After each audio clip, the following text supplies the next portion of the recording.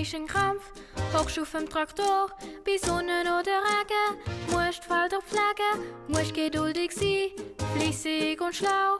Manches Murmeli kann das auch, der Winter durch hat's geschlafen. Doch jetzt ist Zeit, Murmeli will schaffen, es pflanzt, es gießt, es jätet und es pflügt, pfeift der Wife genügt und das Tag für Tag. Bauern ist ein Kampf, hockst auf dem Traktor, bei Sonne oder Regen, musst Felder pflegen, musst geduldig sein, fleissig und schlau. Meinst, es Murmeli kann das auch, doch willst dann der Kopf. Nachts auch grad Rüebli an, mit dem Traktor fahren ist auch nicht banal. Es kommt nicht aber bis zum Bremspedal.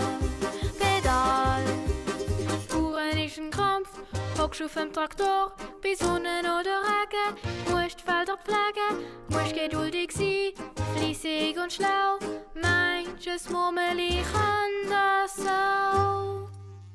Das Problem liegt aber in der Größe und hast dann auch noch Angst vor der Vogelscheuche. Das Murmeli, wo bauert, das wird